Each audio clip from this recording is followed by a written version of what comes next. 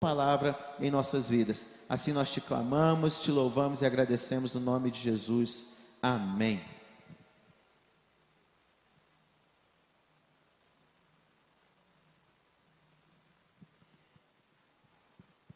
Paz do Senhor a todos. Por favor, vê se a gente consegue ler a Bíblia. Estou aqui. Livro de Jó, por favor. Você que gosta de ler o livro de Jó.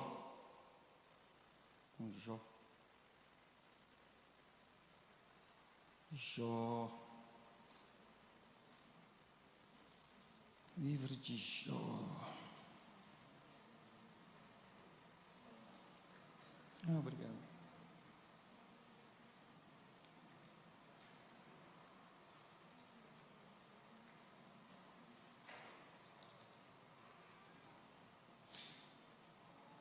Capítulo de número 1.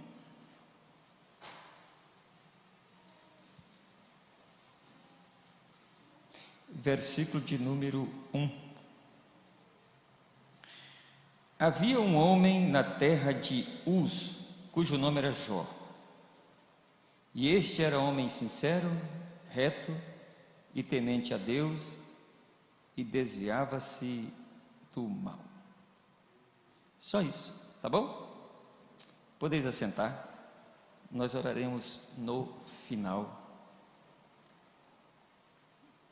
Vou usar aqui um recurso.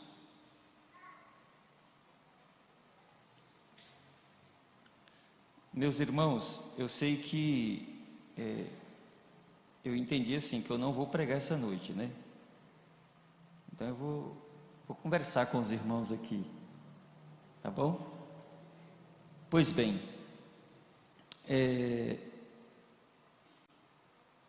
quando a gente estuda sobre Jó, a gente leva um susto, né? E acha que Deus é injusto, né? Deixar Jó passar o que ele passou. É uma briga que a gente tem com a gente mesmo, né? Jó, ele é citado na Bíblia algumas vezes, e uma delas está no capítulo de número 14 de Ezequiel. Deus fala o nome de 3 homens lá: Daniel, Jó e Noé. E ele fala desses 3 homens como homens de fé e homens justos, né? Deus dá testemunho deles. O Novo Testamento também fala de Jó, que ele era um homem, né, como nós, e que ele teve paciência. Tanto é que, viste qual foi o fim que Deus deu a Jó, né, devido a ele ser paciente, não é mesmo? Bom, Jó teve algum tipo de depressão, pastor João? Ele pode ter tido algum tipo de depressão. A Bíblia não retrata, né? Não fala diretamente. Mas ele pode ter tido características? Pode, com certeza teve características. Mas quando Deus dá testemunho de Jó, dizendo que ele é um homem sincero, né? É um homem reto, temente a Deus e desvia-se do mal. O próprio Deus, quando fala isso de Jó, independente do que aconteceu, do que vai acontecer, independente, o que vale é o que Deus está falando dele. Então, ele pode ter tido depressão, pode ter tido ansiedade, pode ter tido problema de relacionamento, mas Deus está dizendo que ele é um homem diferenciado na sua época, né?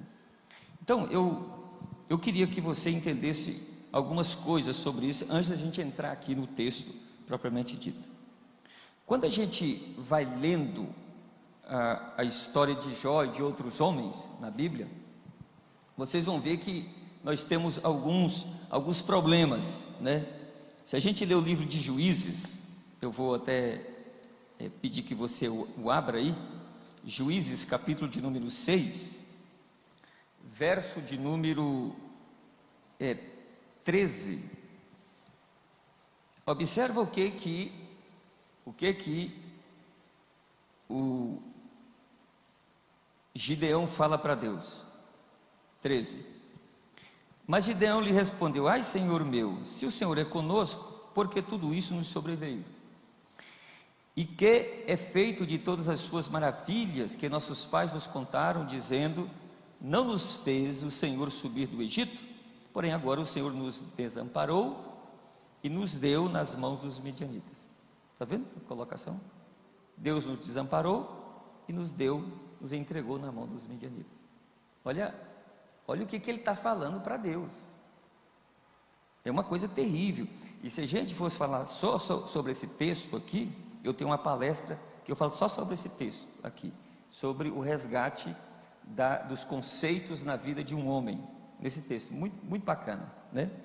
Não é isso que eu quero falar com vocês hoje, mas eu quero só que vocês entendam que, olha a crise que esse homem está, e ele está numa crise em relação a Deus. Olha o conceito que ele está tendo de Deus, gente. O Senhor não é conosco? Por que isso nos aconteceu? Então, dá para entender que para ele é o seguinte: se Deus está comigo, não acontece nada comigo, nada de ruim vai acontecer comigo. Olha, é um conceito distorcido, né? Outra coisa, né? Ele vai falando aí: nossos pais nos contaram das maravilhas do que o Senhor fez lá do Egito, nos fez subir do Egito. Nós vimos, o Senhor tem poder mesmo, nós sabemos que o Senhor tem poder, mas agora observa que ele faz um ataque direto a Deus: o Senhor nos desamparou. Quer dizer, Deus cuida até certo tempo, e de um tempo para frente, Deus não cuida mais, desampara. E o pior de tudo é que Deus entregou-os nas mãos dos midianitas. Olha a ideia que ele está tendo. Quer dizer, ele está dizendo que Deus é o culpado de toda aquela situação. Terrível isso. Só que ele tem consciência de que o capítulo 6, verso 1 diz que Israel pecou, fez o que era mal diante dos olhos do Senhor. Por isso Deus, né, entregou-os nas mãos dos midianitas.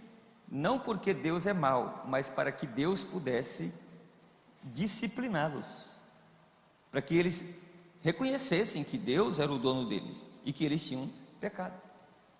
Uma outra coisa que você pode observar é que no verso de número 15, ele fala duas coisas também. Capítulo 6, verso 15, se você quiser acompanhar, ele disse assim: ai, Senhor meu, com que livrarei a Israel?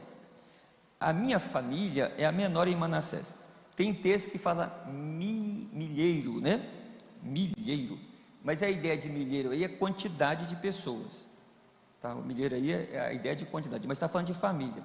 A minha família é a mais pobre em Manassés, e eu o menor na casa de meu pai. Ele fala duas coisas: ele tem um conceito errado de família, ou seja, ele acha que a família dele é imprestável, e ele tem um conceito negativo dele mesmo: e eu sou o menor da casa de meu pai. Ah, mas não é a humildade dele, existe uma falsa humildade, quando você não reconhece o seu valor e você se esconde de trás de uma fraqueza para não fazer aquilo que Deus quer que você faça. É isso que ele está fazendo aqui. Me desculpe eu falar, ele está sendo covarde aqui. A ideia é essa. Então ele tem três conceitos distorcidos: o conceito de Deus, o conceito de família e o conceito dele mesmo. Tá. Por que muitas vezes o ser humano tem um conceito errado de si mesmo? Existe uma coisa chamada autoimagem. A autoimagem que a pessoa tem, ela pode ser positiva e pode ser negativa. E um conceito de autoimagem é o conjunto de ideias, sentimentos, pensamentos e percepções que o indivíduo tem de si mesmo, que vai sendo armazenados, reunidos ao longo da vida. Então, eu queria que você atentasse para esse detalhe, que a autoimagem, ou seja, a imagem que você tem de você mesmo, determina como você avalia o outro. Às vezes a pessoa acha que é fracassada e ela pode projetar o fracasso dela em outra pessoa. Mas existe um outro problema, um segundo problema. É que a pessoa, por se achar ou seja, fracassada, ela sempre enaltece as pessoas a mais, ela dimensiona as pessoas a mais. Elas sempre vão colocar as pessoas acima dela. Em outras palavras, quando ela dimensiona essas pessoas sempre acima delas, ela vai sempre estar se diminuindo, porque ela não acredita nela. Uma pessoa que tem uma autoimagem negativa é uma pessoa pessimista sobre si própria.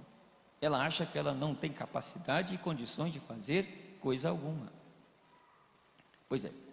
Agora observa que a autoimagem, ela é introduzida na vida de uma pessoa de 3 áreas principais, né?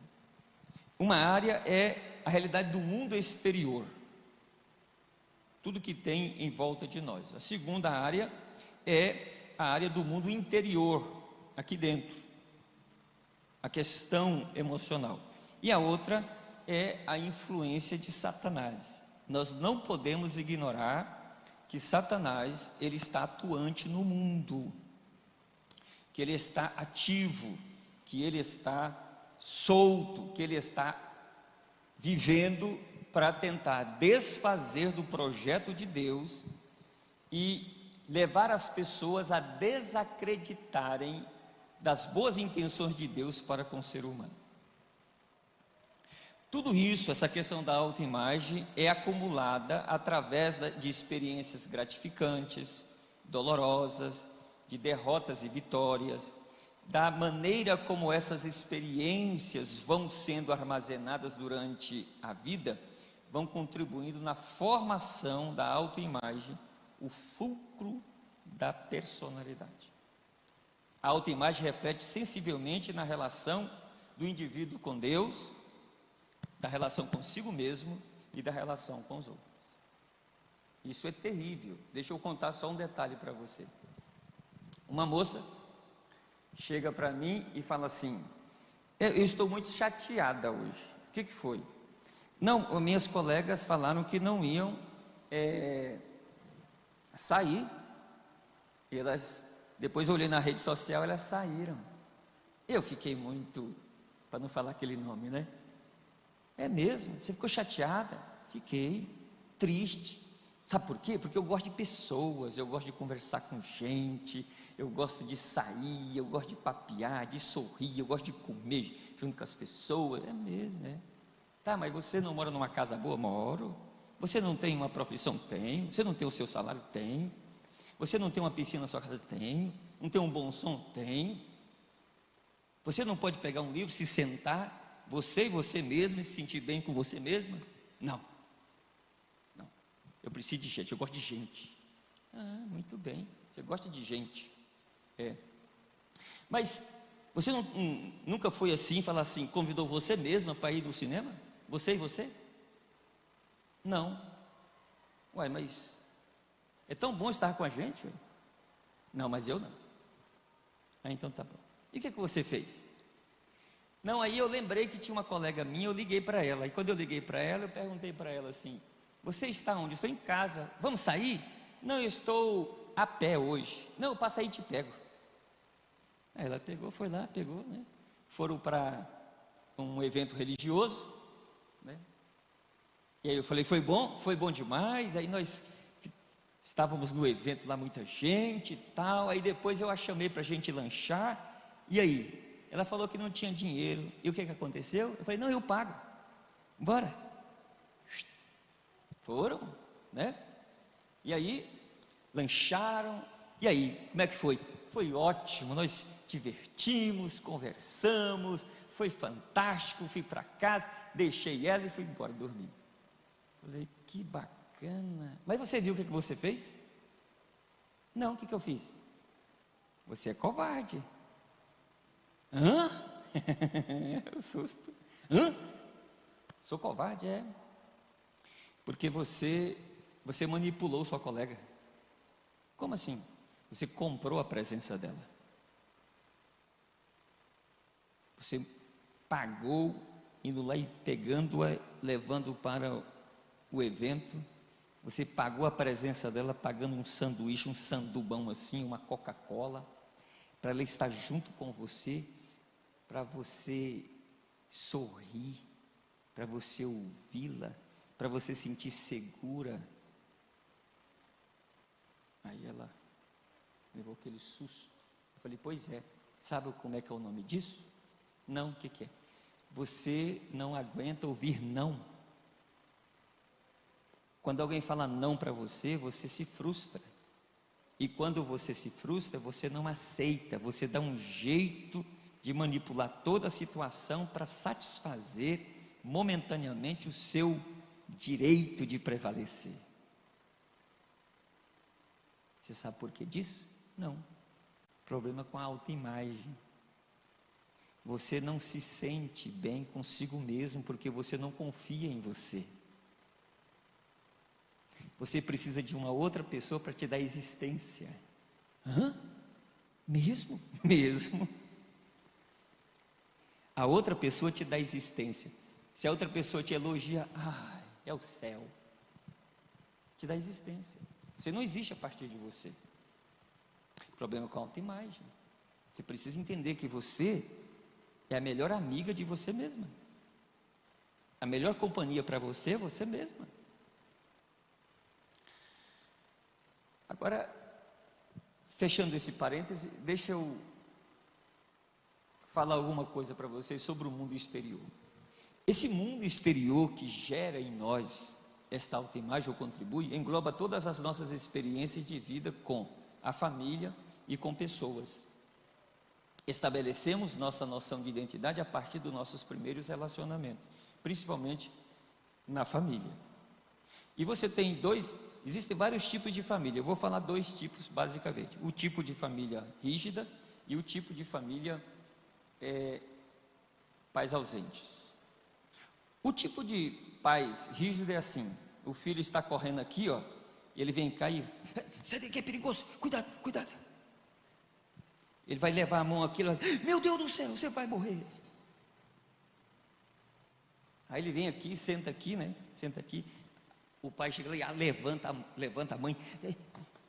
Você vai pegar doença. Deixa, você está sujo. Não vai fazer não, é eu que vou fazer, você não dá conta. Esse tipo de criação vai gerar nessa criança uma insegurança. Ele não vai confiar nele. Ele vai precisar na vida adulta de alguém para fazer as coisas para ela, decidir por ela. Eu atendo gente todos os dias, gente. Está lá, eu estou atendendo um monte de gente. Tem gente lá desse jeito. Desse jeito. Gente com 50 anos, 55 anos. Hoje mesmo eu atendi um líder religioso. Sou desse jeito aí, fui criado desse jeito aí, minha mãe é desse jeito. Falei, pois é. Então, esse é o tipo rígido. E o tipo ausente? O tipo ausente é aquele que está lá junto. Ele está junto com os filhos, ele até paga tudo, como o rígido também paga, mesmo medindo as coisas, mas dá tudo, mas esses pais não entram nos filhos, eles não preenchem os filhos. É um pai que não deita no chão com os filhos não faz cavalinho nele. É esse pai que não brinca, não corre, não dá tapinha nas costas, entendeu? Não faz brincadeira, não conta uma coisinha para dar aquela sacudida, não faz isso. E esses filhos vão sendo criados com um vazio dentro. E quando os filhos aproximam-se, na realidade, eles não correspondem com a aproximação. Eles querem o diálogo, mas esses pais não têm o diálogo. Conversa, mas não tem um diálogo. Fala, mas não tem um diálogo. Os filhos falam, mas eles não ouvem. Os filhos vão sendo criados assim, vazio. Vou usar essa palavra, vazio, lá dentro. Aí quando eles vão para a vida adulta, eles vão precisar de quê? De coisas ou de pessoas para preenchê-los. Vão ser inseguros. Agora você imagine filhos criados com esses dois tipos de pai, ao mesmo tempo, pais rígidos e ausentes. Pensa, desculpe a palavra, que desgraça que vai ser. Está aí. Agora, deixa eu falar uma outra coisinha dentro disso.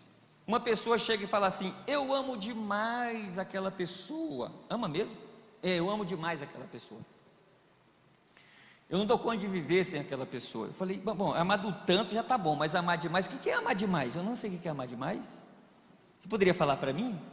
Aí a pessoa fala assim: não, amar demais quer dizer o seguinte, que eu não dou conta de viver sem aquela pessoa. Só na possibilidade de eu perder aquela pessoa, eu me desespero. Aí eu falei: tá, então tá bom. Então você não a ama? Amo tanto que eu não dou conta de viver sem ela. Eu falei: é o contrário. Você foi para o relacionamento cheio de vazios, e aquela pessoa preencheu os seus vazios.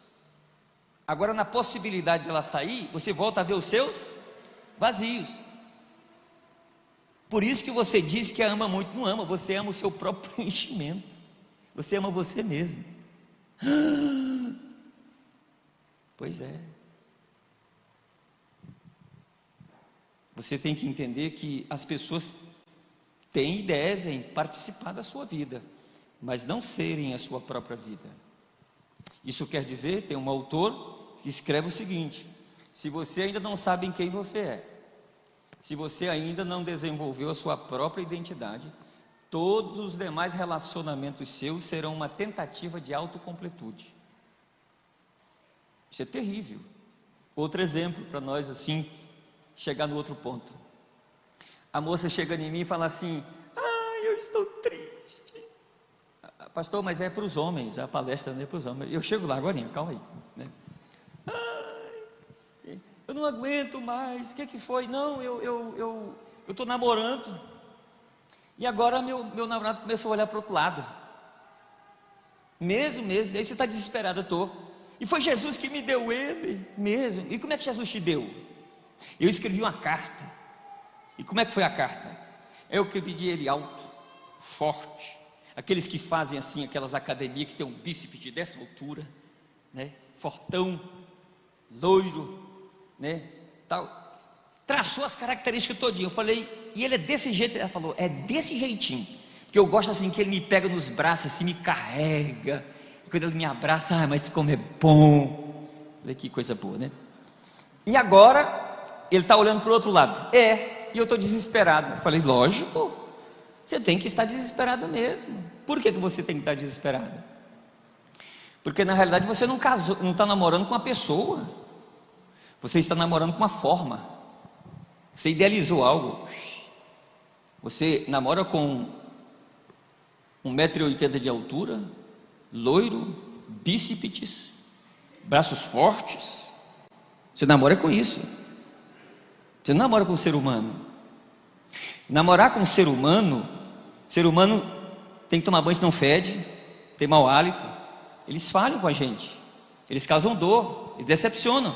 E agora você não está querendo ver o ser humano. Olha lá, o ser humano falha, está vendo? O que ele está fazendo? Ele é o ser humano, mas você não quer enxergar o ser humano, você quer enxergar a idealização que você projetou, essa forma que você relaciona. Nesse sentido, você está relacionando com essa forma, mas exclusivamente com você. É do seu agrado. Problema com o quê? Com a autoimagem. Formação de uma autoimagem negativa e não positiva. Está vendo? Tem que ser sério.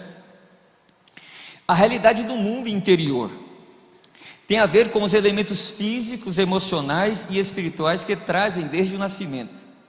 Por exemplo, na esfera física, temos a herança genética. Nós nos parecemos com nossos pais. Na herança, ou no aspecto emocional, temos a herança psicológica, ou seja, o emocional em si. E no aspecto espiritual temos a herança adâmica. Então, observa, uma herança genética, uma herança psicológica, ou seja, emocional, e uma herança adâmica, a velha natureza. Está tudo dentro de nós. Essas três coisas estão dentro de nós. Então, mais ou menos assim, genética, né? São genes que nós recebemos dos nossos pais, e tem famílias que têm histórico de depressão na vida, ou de ansiedade. E isso geralmente, quando a gente vai atender as pessoas, uma das coisas que a gente pesquisa é esse histórico familiar. E é interessante, meus irmãos, quando tem alguém na família, pai, mãe, avô, avó, que tem problemas depressivo ou transtorno de ansiedade, vai refletir em um membro da família. Você pode ter certeza disso. É uma coisa terrível. A genética não pode ser negada. Mas existe a questão emocional, e a questão emocional, muitas vezes, ela é aprendida. Tem depressão que é aprendida. Como, pastor? Como quando os pais começam a gerar nos filhos muita dependência. Volte aí no caso da rigidez e do vazio. Esses filhos cheios de vazios na vida, inseguros na vida, medo de tudo. Acontece que eles vão para um relacionamento amoroso e tem uma decepção, e aquela decepção gera neles uma neuroquímica. Começa-se a produzir hormônios a mais ou hormônios a menos. E aí vamos falar daqui da questão depressiva. Hormônios a menos, principalmente da serotonina. E eles começam a baixar a cabeça, pensando naquilo, triste demais. O organismo vai cada vez mais ficando acelerado de um lado e produzindo menos hormônios da alegria do outro. Depressão orgânica. Por causa do quê? Da criação. Está vendo? Aprende. Mães depressivas, filhos, geralmente, um ou dois, não são todos, vai aprender a depressão da mãe. A mãe só fica falando, ai, não presta, não vale nada, ai meu Deus, o que é aquilo? Pais depressivos vão gerar filhos depressivos. Eles vão aprender. Que isso, pastor? Aprende. Começa a falar a mesma linguagem, repetir as mesmas frases. Nossa, você se parece com a sua mãe. Nossa, você fala igualzinho seu pai. Meio jeitinho. Aprende. Pessoas que reclamam demais da vida. Para vocês terem uma ideia, pessoas que reclamam demais da vida, elas têm uma chance, 90%, comprovado cientificamente, 90% chance de desenvolver depressão. Pais que fazem isso, os filhos vão aprender, reclamam de tudo. Eu tenho uns exemplos lá em casa. Misericórdia. Aí eu fico trabalhando. Agradece pela farinha, agradece pelo olho de boi, né? Disco voador, ovo, né? Ovinho. Agradece pelo RA. Sabe o que é o RA, gente? O resto do almoço, né? Agradece pelo RA, né? Não, hoje não fez janta, beleza e tal. Vamos agradecer pelo que tem, né? Eu falo para eles, que dia que vocês viram eu reclamar por alguma coisa aqui? Não, o senhor nunca reclamou. Pois é, então segue o meu exemplo. Bora. Vamos tocar o barco para frente. E vou dizer mais para vocês. Vai lá e faz alguma coisa. Não precisa ficar reclamando. Se não tem comida hoje, arruma um jeito e faz lá outra coisa. Eu ensinei para os meus filhos desde pequenininho. Qualquer casa que vocês chegarem e vocês tiverem com fome, não vai lá e pega nada não. Vai lá no dono da casa, na dona, pergunta assim: tia, é o seguinte, tem alguma coisa de comer que eu estou com fome? Irmãos, e eles fazem isso. Eles eram pequenininhos. Um dia nós fomos para um casamento, e eu estou no casamento sentado lá, todo bem vestido, gente para tudo quanto é lado e tal. Aí chega um pequenininho, e o Hanan chegou e falou assim: pai, eu estou com fome, vai me dar comida? O povo olhou assim, um para um lado, olhou para mim. Eu falei: vem, Jesus. Eu acho que eles combinaram. Ele saiu, a menina chegou, a Sofia. Pai, eu estou com fome, o senhor vai me dar comida agora? Ela foi embora, ele voltou, falou a mesma coisa. Foram umas 4 vezes de cada um. O povo já estava assim, virando para trás e ficando olhando para mim, né? Eu levantei, deixei o casamento e fui embora, fui dar comida para eles, né? Aí, um dia nós estávamos esperando a minha esposa para nós lancharmos. eu estou lá, e o Johanan tinha mais ou menos 6 aninhos de idade para 7. Ele falou assim: pai, me dá comida agora que eu estou com fome, pai. Eu falei: espera, ela está chegando, pai, vamos alimentar junto. Deu a volta lá, voltou: pai, me dá comida agora, eu estou com fome, pai. Vamos esperar mais um pouquinho, pai, calma. Ele deu a volta e voltou, falou assim para mim: pai, deixa eu falar um negócio para o senhor. Pode falar, meu filho. Que negócio é esse que esperar os outros é mais importante do que a fome do seu filho?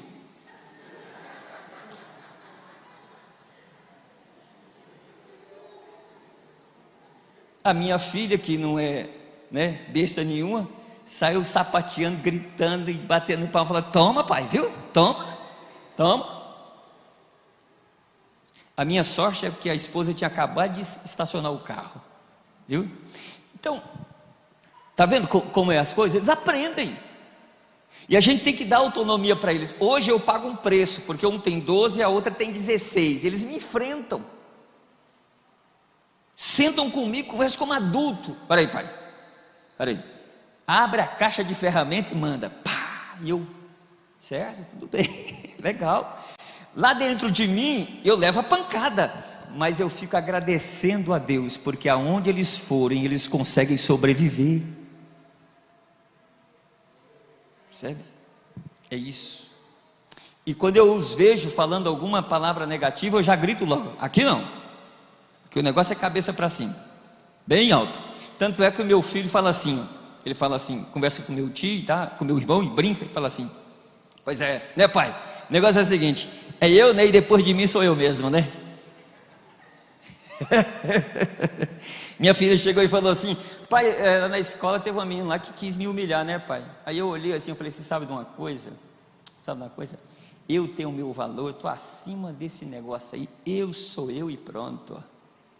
Aí eu virei assim no quarto e falei: autoimagem positiva. Agora tem gente que fala assim: você é feia. Ai, meu Deus, eu não presto, eu não valho nada, né? Está vendo? Acontece isso. E essa autoimagem e essa questão emocional, ela é muito séria, está dentro de nós. Tudo que você pensa está dentro de você, o que você sente está dentro de você. E o que está fora, pastor? Você interpreta, mas o sentir e o pensar estão dentro de você. O que vale é como você interpreta as coisas, né? Pensa alguém te chamar de João Abóbora. Já me chamaram. Ah, meu Deus, eu não valho nada, ninguém gosta de mim. Esse é um jeito de você estar interpretando. A abóbora não vale nada, né? Do outro lado você pensa assim: abóbora com carne seca é bom, gente. E um docinho de abóbora, maravilha. E um ensopadinho de abobrinha verde, que delícia, maravilha. Está vendo? É isso que tem que ser feito. A linguagem tem que ser positiva, está dentro da gente, é a gente que interpreta. Mas você é um fracassado. Como que você é fracassado? Você estudou, você casou, conseguiu casar, né? Casou, você tem filho, você trabalha, você custa. Pronto. Como é que está fracassado uma pessoa dessa? Aprenda uma coisa: todas as pessoas que desmerecem outra é porque elas têm problemas com a imagem dela, viu? Toda pessoa que tenta humilhar você, vier desmerecer você, você não sai do seu equilíbrio, não. Fica olhando e pensando: tadinho, tem problema com a autoimagem, tem problema com ela mesma, né? Lógico, não vai usar isso como vingança, tá? Usa não. Tem horas que dá vontade, né? Mas não usa não. Tá bom, gente, ok? Pois é. E existe uma outra, né? Que aí é essa realidade de Satanás. A influência de Satanás usa os sentimentos, a percepção, a imagem que as pessoas têm delas mesmas como uma terrível arma. Satanás emprega as armas da inferioridade, da incapacidade, da autocomiseração e da dependência para levar as pessoas a ficarem paralisadas em todo o seu potencial. O campo de batalha por excelência de Satanás é a mente, criando pensamentos e imagens de fracasso. Ele vai trabalhar. Satanás vai trabalhar, ele vai tentar fazer com que você não acredite em você. ele vai tentar fazer com que você não acredite em Deus. Ele vai tentar fazer você duvidar de que você é capaz, que você tem potencial.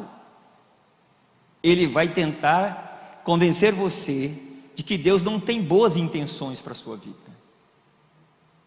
Ele vai manipular situações para isso. Tá bom? Então vamos lá. Vamos lá. Deixa eu explicar isso para vocês agora no livro de Jó. Como é que esse bicho faz? Como é que esse cavernoso faz, né? O livro de Jó é um livro assim surreal, né? Transcendental, vamos assim dizer. Jó não sabia que estava havendo essa guerra, essa aposta entre Deus e Satanás. Jó não sabia. Ele não sabia que estava acontecendo isso, né? E aí você vai perceber no livro de Jó, se você quiser acompanhar comigo aí, você vai ver que Jó tem algumas coisas que a gente precisa ler. Eu queria que você olhasse comigo no capítulo de número 5, por favor, capítulo 6, desculpe, versículo de número 15. Ele vai dizer assim, ó: meus irmãos alevosamente me trataram como um ribeiro, como a torrente dos ribeiros que passam. Os meus irmãos,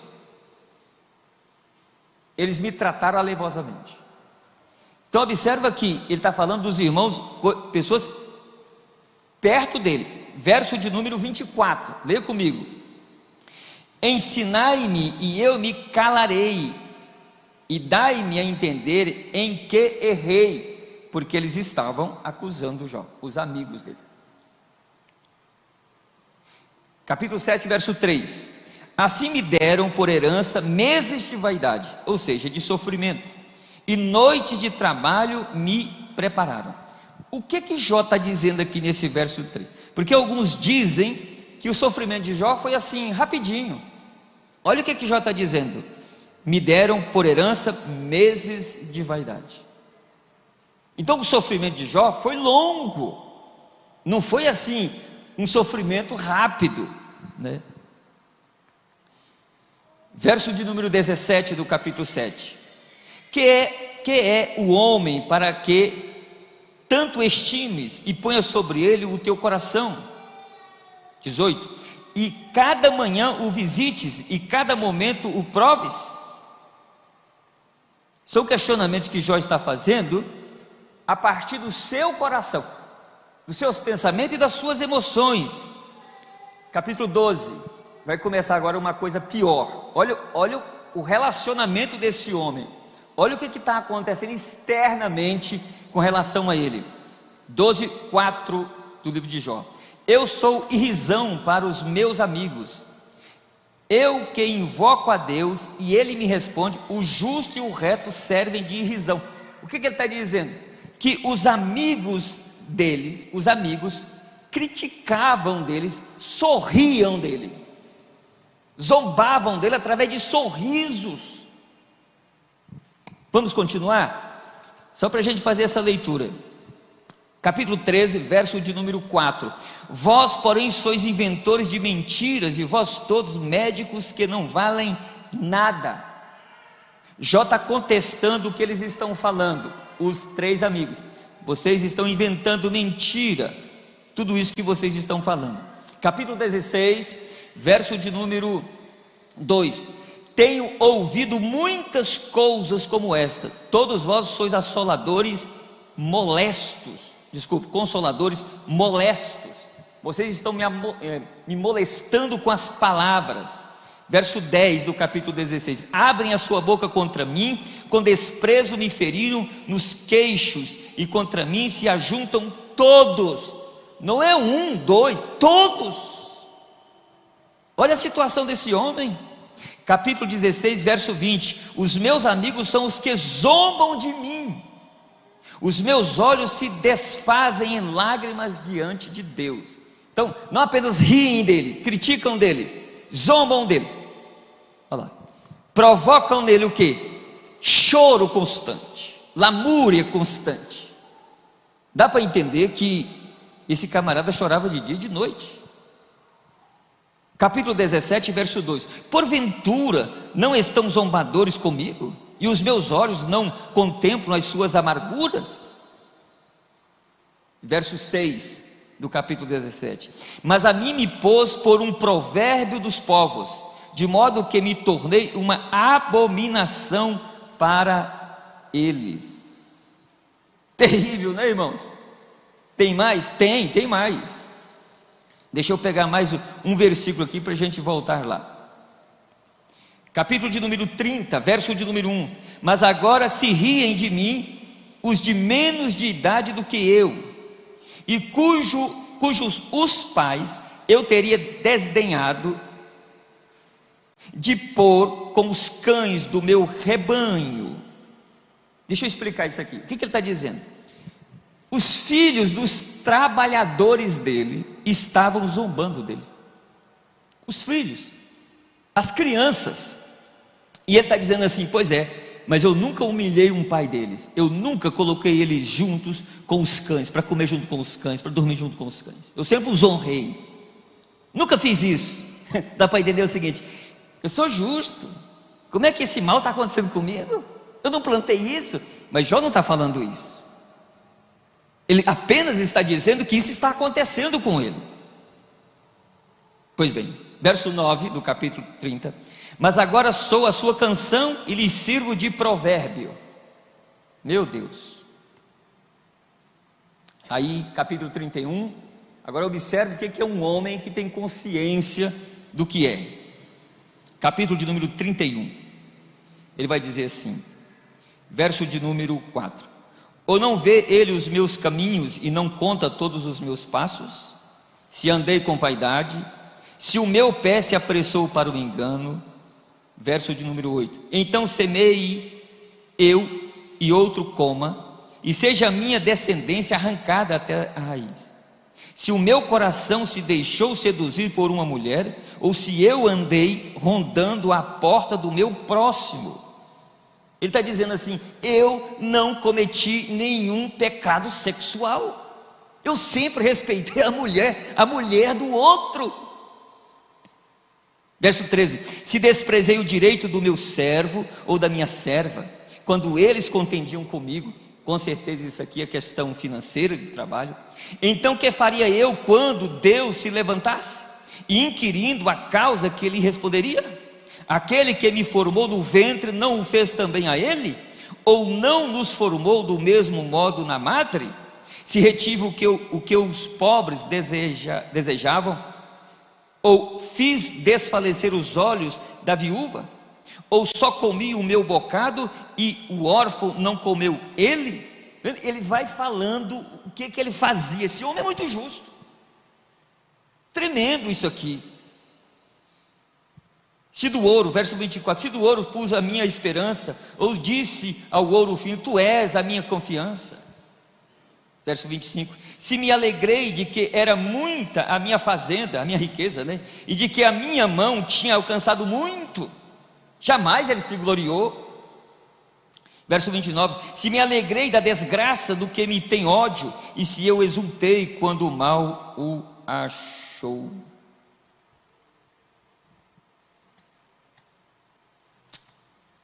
Tudo bem? É forte isso, né? Jó tinha tudo. Aqui, só dessas palavras, pronto, a gente já sabe que Jó tinha tudo para blasfemar de Deus. Pois bem, agora a gente volta para o início do livro. Deixa eu mostrar para vocês 5 coisas que destrói qualquer homem e que leva-o à depressão.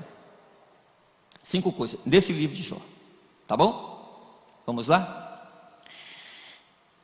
Eu queria que você atentasse quando Deus falou para ele assim, falando para Satanás: meu servo Jó, ele é temente a Deus, ele se desvia do mal, ele é reto, ele é justo.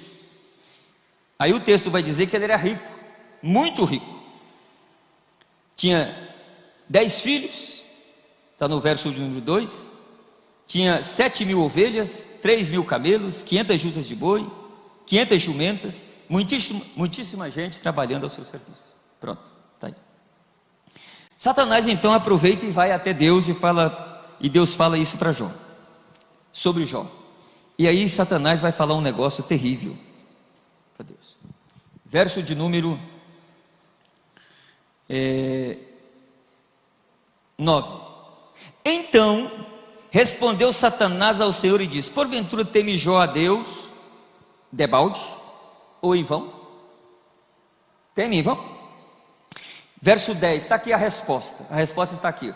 Todas as vezes que você for ler o livro de Jó, você lembra desse texto. Verso 10, ele fala assim: o diabo falou assim para Deus: porventura tu, ó Deus, não o cercastes de bens a ele e a sua casa?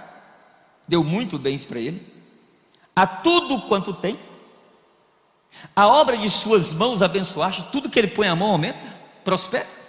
Aí o verso 9: e o seu gado está aumentando na terra?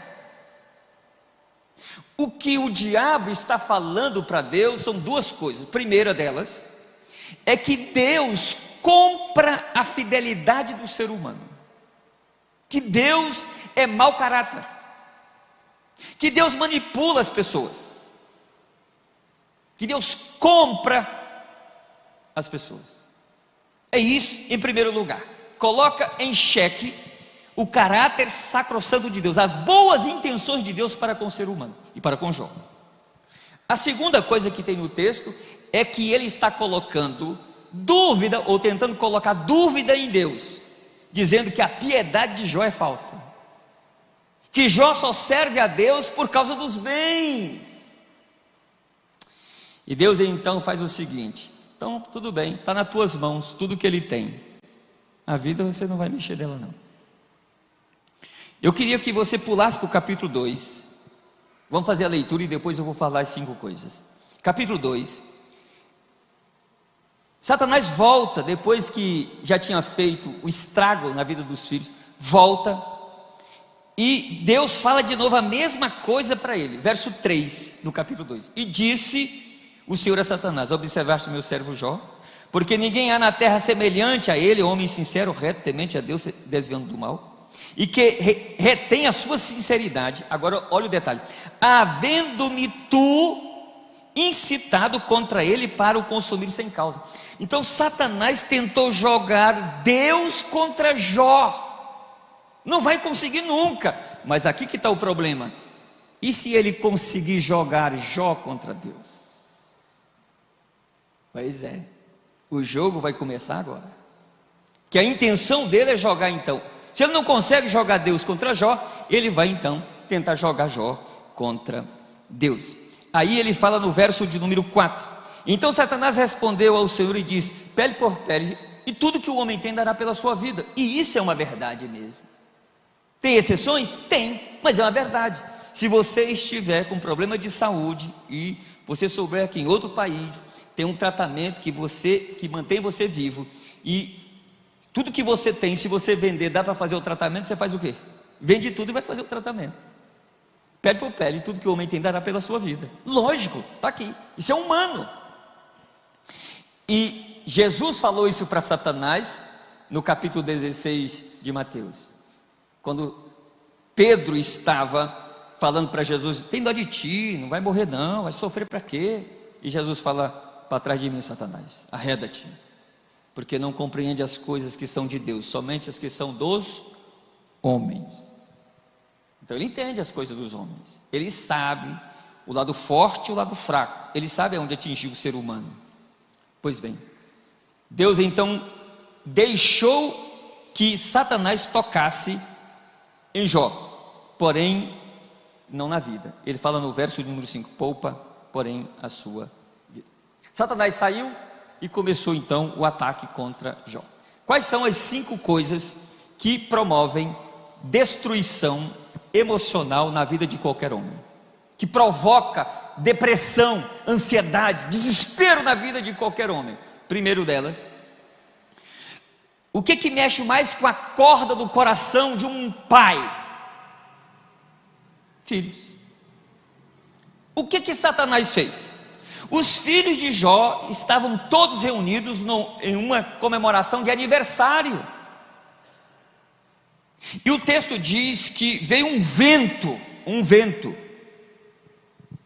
e deu um vento nos 4 cantos da casa. Observa o detalhe, nos 4 cantos, não foi nenhum canto, nos 4 cantos da casa. Quem forjou esse vento? Quem trouxe esse vento sobre aquela casa? Não foi Deus, foi quem? Satanás. Ele derrubou a casa em cima dos filhos de Jó. Os 10 morreram no mesmo momento. Pá!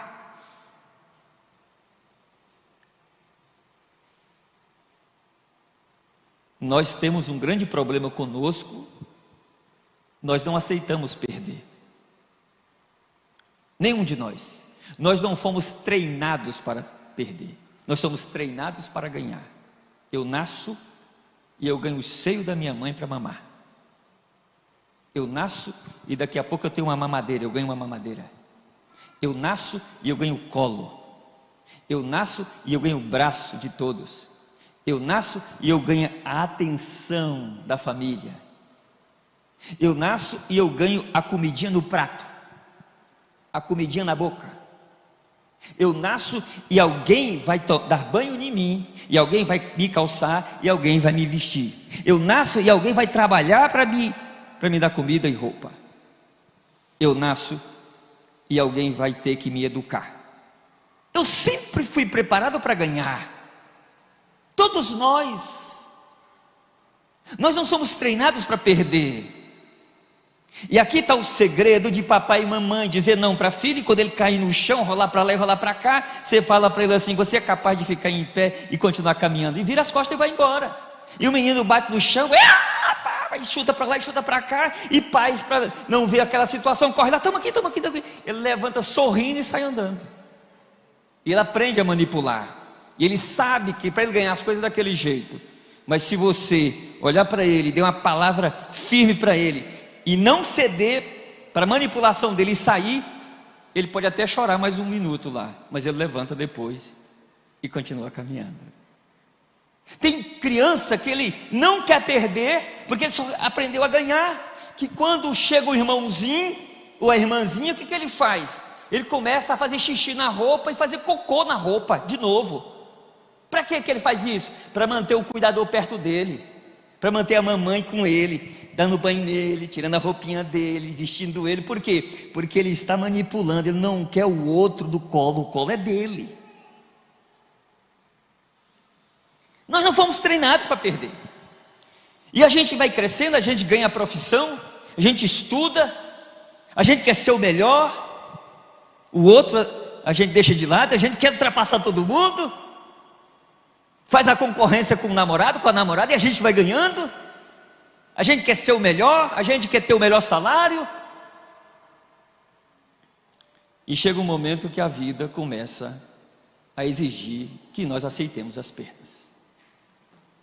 Vai chegar um momento que, tristemente, os filhos vão perder os pais. Pais, antes da hora, vão perder filhos. Alguns vão perder empregos, outros vão perder carros, outros vão perder parte do corpo, olho, mão, pé, com algum defeito. Outros perdem salário. A vida é assim. Nós somos treinados para ganhar, e a gente começa a não querer aceitar. E o grande desafio nosso é que nós nos burilemos, nós nos eduquemos para entender que a vida é feita de ganhos e perdas, e que quando eu perder, eu tenho que ter a capacidade de elaborar isso com resiliência, sendo inteligente, tendo uma inteligência emocional, de suportar isso e dar a volta por cima, entender que isso é normal na vida. Mas o que é que a gente faz? O que a gente faz muitas vezes? Provérbios 18, 1 e 2, por favor. Provérbios 18, 1 e 2. Não assuste, anote esse versículo, esses 2 versículos, e guarde com você. Olha aí, ó. Busca seu próprio desejo aquele que se separa, se isola. Ele insurge-se contra a verdadeira sabedoria. Não toma prazer o tolo no entendimento, senão em que se descubra o seu coração. O que esse texto está dizendo é o seguinte: a pessoa, ao invés de enfrentar a realidade, ela foge da realidade, ela corre, ela tem medo dos seus medos. Na multidão dos conselhos viu? É justamente o contrário, a gente tem que ir atrás, não é fugir. E depressão faz o que com a gente? 5 coisas a depressão faz. Primeiro, choro constante, ou vontade de chorar, que é diferente.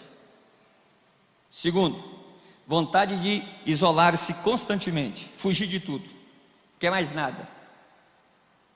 Terceiro, muita irritabilidade, não aguenta barulho, nada está certo, tudo a pessoa está insatisfeito. Quarto, aperto no peito, dor fina no coração, nó na garganta, chamado isso de angústia. E 5, sensação de vazio. A vida não tem mais sentido. Se você tem qualquer sintoma desse, mais de 2 semanas, você está com depressão. O amigo Jó, retornando para cá, ele perde os filhos. Segunda coisa que mais mexe com o coração de um homem, que derruba ele, ou derroba, como alguns falam, que mexe lá dentro, que desestabiliza o ser humano: finanças, família, filhos, finanças. Jó, numa noite, num dia, rico, no outro dia amanheceu pobre. Levaram tudo que ele tinha, as jumentas, vamos assim dizer, as vacas da época, o gado todo, os camelos, a roça que tinha atearam fogo, os moços que tinham no trabalho, os inimigos mataram todos, sobrou um para correr lá e falar para ele. Ele dorme rico e acorda pobre, ficou triste, angustiado. A Bíblia não fala. A Bíblia não fala. Quantos de nós, homens, nós somos responsáveis por ser provedor em casa, protetor, mas a provisão, rapaz, e saber que todo mês tem que pagar a conta, comprar o gás, pagar a energia, pagar a água, comprar a roupa, pagar a educação, pagar o cartão de crédito da mulher, né? Tem marido que é bom demais, dá o cartão de crédito para a mulher. Amém, parabéns. Eu não dou não, lá em casa eu não dou não. E para mim não dá, eu não tenho cartão de crédito. Caiu, eu arrumei um álibi para mim mesmo. Eu não uso, porque você vai usar? Você é besta? Dizer meu velho avô, nós temos que ter o dinheirinho do desaforo guardado, dinheirinho do desaforo, e isso é importante. Esses dias me ligaram, não, porque o senhor tem que fazer aquilo. Ele falou assim: aqui em casa nós temos uma política, moça. Qual é a política, senhor? Nós não usamos cartão de crédito. Não, mas qual é o endereço do senhor e tal, tem os benefícios. Eu vou repetir de novo, aqui em casa nós não usamos cartão de crédito. E ela virou de novo, mas para aí, deixa eu só explicar outra coisa para o senhor, porque tem umas vantagens assim de viagem, tá? Deixa eu explicar para a senhora de novo. Aqui em casa nós não usamos cartão de crédito. Muito obrigado. E não uso mesmo.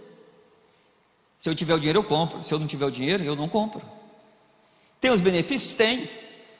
Vai fundo, toca o barco para frente. Eu continuo do mesmo jeito. Eu sei que eu tenho que pagar as contas, e mexe com a gente. Quantos homens estão endividados por causa disso? E quantas vezes você perde a noite de sono? Você fica triste, angustiado, porque a dívida aumentou, porque o seu dinheiro não vai dar para pagar tudo aquilo que era necessário, e você começa a ficar nervoso, e muitas vezes nervoso com a família em casa, com os filhos, com a esposa, e talvez até com os colegas, dando patada, gritando. Por que você está fazendo?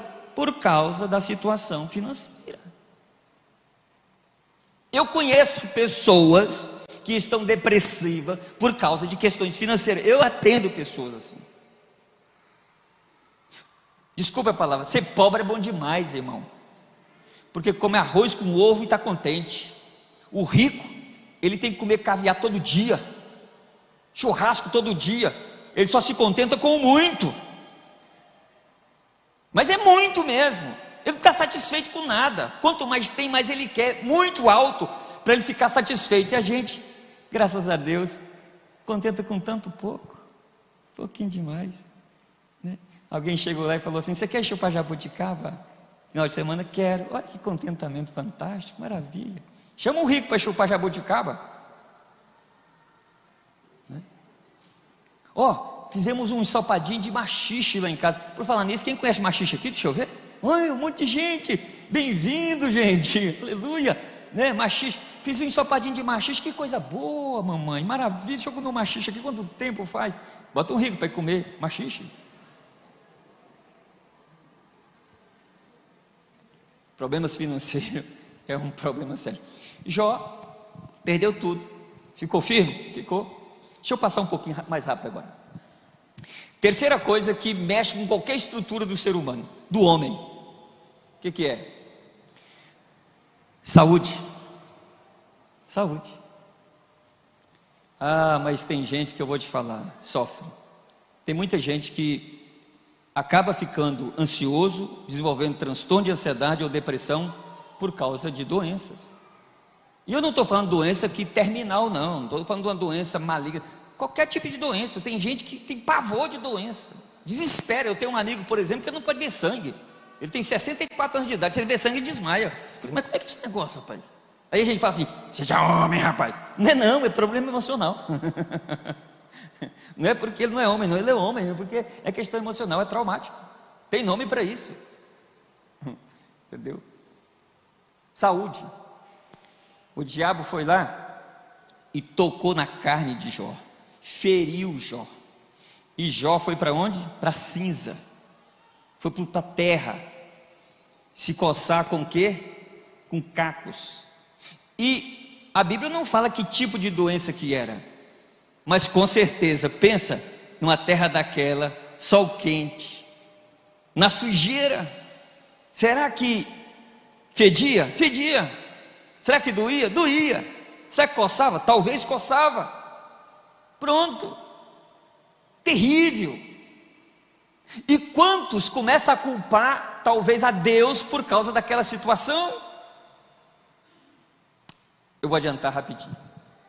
Quarto, o que mais desestabiliza um homem, além dessas três? Um cônjuge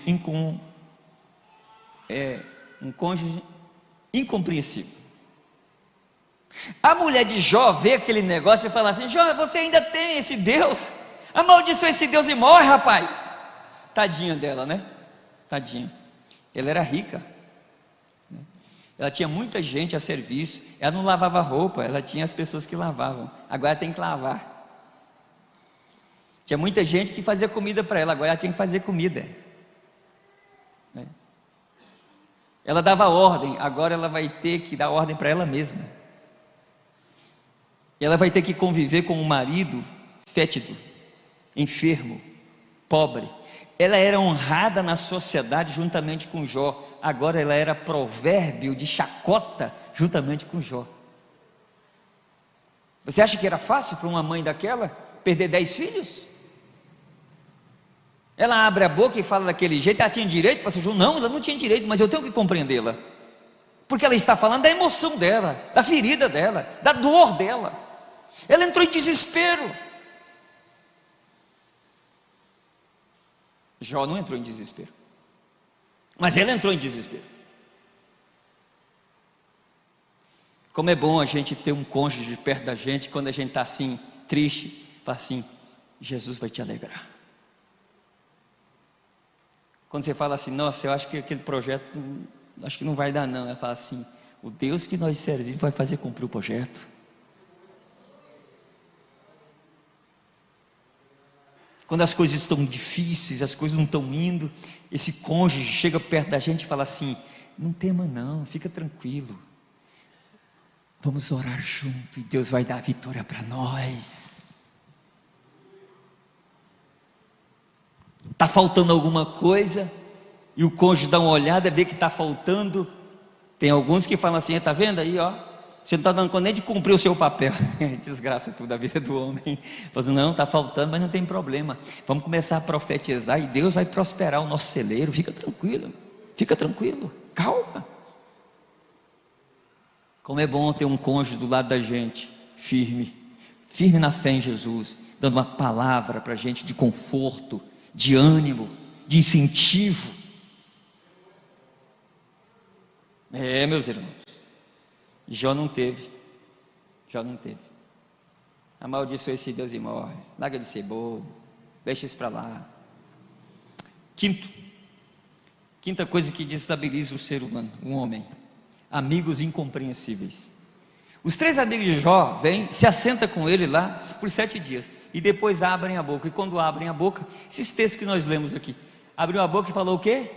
Você está em pecado, rapaz, você é culpado, você está errado. Amigos incompreensíveis faz o que com a gente? Culpa a nossa vida de toda a desgraça que acontece conosco. Amigos incompreensíveis só é bom com a gente quando a gente dá o copo de água na mão dele, mas quando ele tem que dar o copo de água na nossa mão, ele se revela. Amigos incompreensíveis, ao invés de sentir a nossa dor, ele espeta o dedo da nossa ferida. Ele não nos dá colo e ombro, ele nos dá chicote. Foi isso que eles fizeram na vida de Jó. Bateram em Jó, acusaram Jó. Agora observa: perdeu os 10 filhos. Segundo, perdeu a riqueza. Terceiro, a saúde. Quarto, um cônjuge incompreensível. Ele não perdeu o cônjuge, mas ela ficou desesperada. E quinto, os amigos incompreensíveis. Esse homem tem tudo para ficar depressivo, sim ou não? Esse homem tem tudo para falar mal de Deus, sim ou não? Tem tudo. Por que que esse homem não ficou? Por que que esse homem não ficou? Vamos lá, Jó, capítulo de número 19, verso 25. Deixa eu mostrar para você por quê. Vamos lá, Jó 19, 25. Porque eu sei. Não se canta muito esse hino? Porque eu sei que o meu Redentor vive e que por fim se levantará sobre a terra. Isso quer dizer o quê? Mesmo diante de tudo isso, Jó não ficou depressivo. Por quê? Porque ele sabia em quem ele acreditava. Ele cria em Deus. Ele sabia que Deus iria mudar o cativeiro dele. Tanto é prova disso que ele está dizendo o seguinte: um dia ele vai se levantar da terra, e no dia que ele se levantar, ele vai me dar a vitória de novo. Observa que ele está dizendo, ele vai se levantar em meu favor. Todo mundo sabe o desfecho da história, quando Deus fala para os 3 amigos de Jó, os 3. Vocês vão lá, capítulo 42, né? Vocês vão lá e fala para Jó orar por vocês e oferecer sacrifício. Verso de número 7. Porque a minha ira se acendeu contra vocês, porque vocês não tiveram temor de falar contra meu servo Jó. E aí eles foram lá, levaram os bezerros, os carneiros, e Jó ofereceu o holocausto. O que é o holocausto? Sacrifício pelo pecado. Então eles pecaram contra Deus, porque falaram mal, acusaram Jó, pecaram contra Deus. Ele então faz o holocausto. Quem está fazendo? Jó. E Jó está como? Como é que Jó está? Ferido, está fedido, tá? Ele está todo perebento. Desculpa a palavra, pereba. Lá no norte a gente chama ferida de pereba. Não sei se aqui alguém conhece esse nome. Deixa eu ver, culturalmente, alguns conhecem. Bem-vindos, pereba. Quando a gente chama alguém assim, você é uma pereba, rapaz? Misericórdia, pereba. Observa que ele está dizendo então aí, Jó vai lá, faz o sacrifício, e no verso 9 diz o seguinte: e Deus aceitou a face de Jó. Isso aqui é forte demais. Deus aceitou a face de Jó. E sabe o que Deus fez? Verso 10 do capítulo 42. Deus deu tudo em dobro para Jó. Ele dobrou as ovelhas, dobrou as jumentas, dobrou os camelos. Está no verso 12. Era 7, ele deu 12 mil de cada um. Mas quando eu falo dos filhos, verso 13, também teve 7 filhos e 3 filhas. Por que que não fala que dobrou? Por que, gente? Os 10 tinham morrido, não tinham? Então ele teria que ter dado quanto? Não era 20? Sim ou não? Por que que ele deu só 10? Porque os 10 estavam garantidos lá na glória. Deu para entender isso? Então é mais ou menos assim, 10 já estão garantidos, e mais 10 agora eu vou garantir. Deu para entender, gente, isso? A riqueza. Esse homem foi honrado depois de tudo isso. Pastor João, mas você está falando de depressão, por que você está falando isso? Eu estou falando simplesmente para chegar a uma conclusão com você. A uma conclusão. Por que que a gente dá depressão? Existem vários tipos de depressão, causas de depressão. Existem. Mas eu acho, me permita eu falar isso, eu acho que a depressão, ela se instala e ela permanece na vida de qualquer homem por falta de identidade com Deus. A Bíblia fala o seguinte: quem está triste, vamos de novo, quem está triste, qual é o grau mais elevado da tristeza? Depressão. Então quem está com depressão, está triste, vai o quê? Vai o quê? Vai orar. Eu acredito, para a gente encerrar, primeiro livro dos Reis, capítulo de número 19, versículo de número 8. Eu vou encerrar aqui agora. Eu acredito, João Batista, eu acredito que na oração não há depressão que não seja sarada. O problema é que a gente não ora o tanto que deve orar, que a gente não para na presença de Deus o tanto que a gente tem que parar. A gente não acredita. Eu creio que existe uma vida em Deus, e essa vida é comunicada a nós. Ele é a fonte da alegria, a fonte da vida, a fonte do prazer. O Espírito Santo pode entrar na minha vida a qualquer momento e transformar toda tristeza em alegria. Pode. E eu quero só ilustrar com isso aqui. Capítulo 19, verso de número 8, já está aí na tela, né? Levantou-se, pois, está falando de Elias, comeu e bebeu, e com a força daquela comida caminhou 40 dias e 40 noites até Horebe, o monte de Deus. Quem é que trouxe a comida? O anjo. Foi um anjo. Verso 7. Elias estava fugindo de Jezabel, cansado, triste, angustiado, talvez depressivo.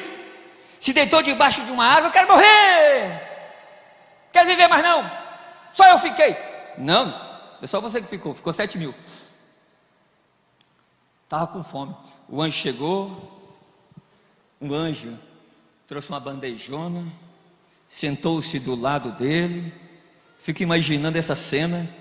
Aí toca: Elias, Elias, está com fome? Tô. Está com sede? Tô. Aqui, ó. Pensa quando Elias olhou do lado, a bandejona com comida.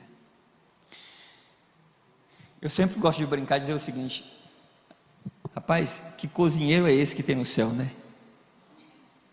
Lá no céu tem uma cozinha, e uma cozinha farta, e comida de primeira qualidade. Elias come. O texto diz que ele comeu, virou para o outro lado e dormiu de novo. O anjo falou assim: Elias, não, Elias, você comeu e bebeu? Pode caminhar, você vai lá para o Ribeiro de Querite. Calma, levanta e vai embora. E ele levantou e foi embora. E o texto diz que ele caminhou quantos dias? Quantas noites? Com a força de qual? Do quê? Com a força daquela O que tinha naquela comida? Viu, Jessé? Você ainda quer cantar hoje, Jessé? Pode cantar hoje ainda? Pode? Vamos cantar que ele vive? Vamos cantar? O pastor Sérgio falou para mim que eu podia falar até 1h30, por isso que eu estou assim, cozinhando o galo aqui, entendeu? Por isso. Deu para entender? Com a força daquela comida. Com a força daquela comida. Eu quero dizer para você que talvez você não acredita, mas eu acredito que existe uma água que, se você beber dela hoje, todos os seus problemas emocionais acabam.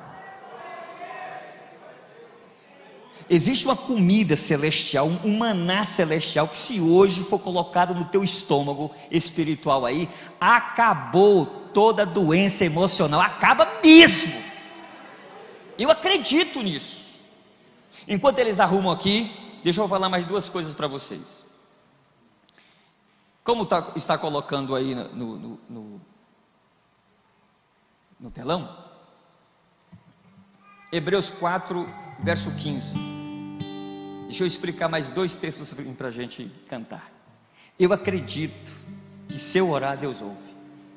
Eu acredito que se eu dobrar o joelho, eu estou triste, e se eu pedir para Ele, Ele me alegra. O Espírito Santo habita onde, gente? Aonde? Dentro de você. E Jesus não falou que fluirá dentro de nós um rio que salte para a vida? Hebreus 4,15. Porque não temos um sumo sacerdote que não possa compadecer-se das nossas fraquezas, porém um que, como nós em tudo, foi tentado, mas sem pecado. Compadecer-se aqui, a palavra aqui é simpateu do grego. Sim, uma preposição do grego, com, e patos, doença, ou pateu. Quer dizer que Jesus sente nele próprio a nossa doença. Ele sente a sua dor emocional. Se você estiver depressivo, Ele sente. Se você estiver ansioso, Ele sente, Ele sabe. Ele veio aqui, ele foi tentado em tudo, a nossa semelhança. Portanto, Ele foi tentado também na depressão. Ele não teve depressão, mas foi tentado. Ele foi oprimido, Getsemane. Ele sabe a sua dor, Ele sabe a sua tristeza, Ele sabe a sua angústia, Ele conhece. Certo? Coloque aqui agora, amado, 7,25 de Hebreus. Nunca se esqueça disso. Portanto, esse sumo sacerdote pode também salvar perfeitamente os que por ele se chegam a Deus. Olha o restante: vivendo sempre. Vamos lá? Vivendo sempre. Jesus vive sempre. Jesus vive aonde, gente? No céu. Para quê? Qual o objetivo? Se eu chegar diante de Jesus e perguntar: Jesus, por que o Senhor está vivendo sempre aí no céu? O Senhor está aí por causa do Senhor? Não estou aqui por causa de mim. Por que o Senhor está aí vivendo sempre? Por causa de você, para interceder por você. Ele sente a sua dor e Ele vive, Ele ressuscitou para interceder sempre por você. Ele vive ou não vive?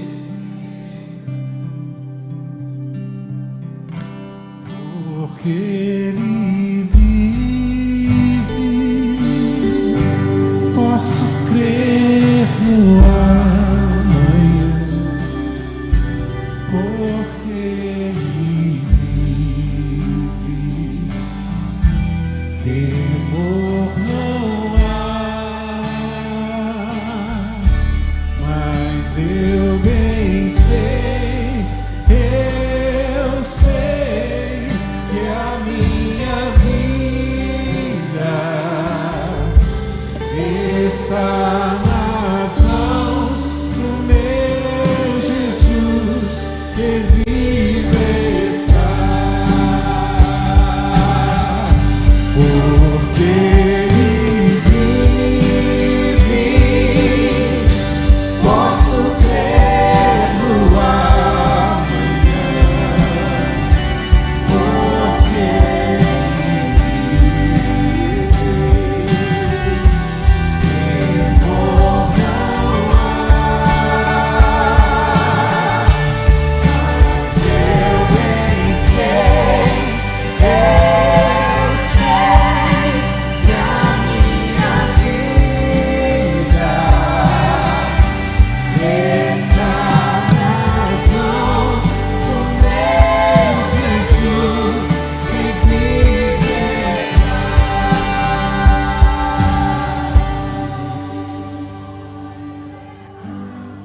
Você precisa de cura, Ele vai te curar essa noite. Eu creio. Quem entrou essa noite aqui com problemas depressivos vai ser curado no nome de Jesus Cristo.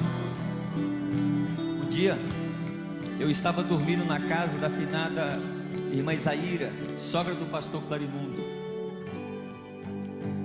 Eles tinham feito viagens e eu fiquei lá. Eu morava na igreja sede, eu era solteiro. E eu fui lá, ficar lá para cuidar, zelar da casa deles lá. E eu estava enfermo naquele dia, triste, angustiado, febril. E eu fui para aquela noite, para aquela casa, e cheguei lá, dobrei o joelho no pé da cama e falei assim: Senhor, eu conheço o Senhor. Senhor Espírito Santo, o Senhor habita dentro de mim. Quantas vezes o Senhor já falou na minha boca? Eu já ouvi o Senhor falar na minha boca, já vi mesmo. Quantas vezes eu já ouvi o Senhor falar no meu ouvido? E já ouvi mesmo, Ele fala mesmo dentro de mim, orar dentro de mim. Eu já ouvi Ele orar dentro de mim. Quantas vezes? Eu já preguei quantas vezes que o Senhor cura e o Senhor curou. Quantas vezes eu pus a mão sobre o enfermo e o enfermo foi curado? Quantas vezes? Agora, Senhor, eu estou precisando. E como eu sou servo do Senhor, eu vou agora deitar e vou dormir. E eu vou acordar amanhã, Senhor, curado, para a glória do Teu nome. Eu virei para a cama e eu sumi. E meus ouvidos abriram, minha audição abriu e foi subindo. E eu comecei a ouvir um hino lá em cima. Eu queria que nós cantássemos esse hino para a gente orar. Você tem valor. Quero que valorize Esse o que você tem. Você é um ser, você é alguém tão importante para Deus. Nada de ficar sofrendo angústia e dor nesse seu complexo inferior, dizendo às vezes que não é ninguém. Eu venho falar do valor que você tem. Eu venho falar do valor que você tem valor, viu? Você tem valor. Ele está em você, o Espírito Santo se move em você, até com gemidos inexprimíveis, Aí você pode então perceber que pra Ele há algo importante em você. Por isso levante e cante, exalte ao Senhor. Você tem o valor, o Espírito Santo se move em você. Você tem o valor, o Espírito Santo se move em você. Você tem o valor. Levante a sua mão, por favor. O Espírito Santo está dentro de você, entenda isso, dentro. Eu vou ministrar sobre a sua vida agora e orar por você. Naquele dia que eu estava lá, quando amanheceu o dia, eu acordei, o sol já estava alto. Irmãos, eu saí correndo dentro da casa, daquela casa. Não tinha febre, não tinha dor, não tinha tristeza, não tinha angústia, não tinha nada. Você precisa tomar posse do que está em você, entenda isso. Levante as suas mãos, deixa eu ministrar sobre a sua vida e orar por você. Pai, em nome de Jesus Cristo, teu Filho amado, a tua palavra foi pregada esta noite, Senhor. Nós ouvimos a tua voz, nós cremos que somos teus filhos, Senhor, e que o teu Espírito habita em nós, essa fonte da vida. E eu quero que o meu irmão e a minha irmã esta noite, ó Deus, receba isso de forma diferente. sinta isso de forma diferente. Eu ministro sobre a vida deste homem e desta mulher alegria, Senhor, ânimo, força, vitalidade, Senhor, vigor, Senhor, pensamentos novos, sentimentos novos, projetos novos, sonhos novos, Senhor. Que essa vida saia do casulo, que as amarras sejam quebradas, que as algemas sejam despedaçadas, as algemas do passado, as algemas da carne, toda a esfera de demônio que tem prendido esta vida, saia em nome de Jesus Cristo, Filho de Deus, e que essa vida seja liberta para a glória do nome de Jesus Cristo. Eu ministro sobre a vida deste homem, na mente dele, no coração dele. Leve o cativo ao trono da graça, que daqui para frente só haja pensamentos positivos, só haja pensamentos que te alegrem, que glorifiquem o teu nome. Que ele receba, meu Deus, a bênção e a força necessária para lutar a partir de hoje contra toda força maligna que luta contra a sua alma e a sua vida. Entra nesta casa, entra neste homem, entra nesta mulher, nesse esposo, nessa esposa. Que haja paz, que haja alegria, que haja harmonia, que haja comunhão, que haja vida, que haja, meu Deus, projetos de novo. Restaura, Senhor, em nome de Jesus. Em nome de Jesus, eu ministro sobre a sua vida esta noite a bênção do Senhor, aquela bênção que enriquece e não acrescenta dores, hoje e sempre, e amém. Nada de ficar sofrendo angústia esse seu complexo feito, dizendo às vezes que não é ninguém. Eu venho falar do valor que você tem. Eu venho falar do valor que você tem.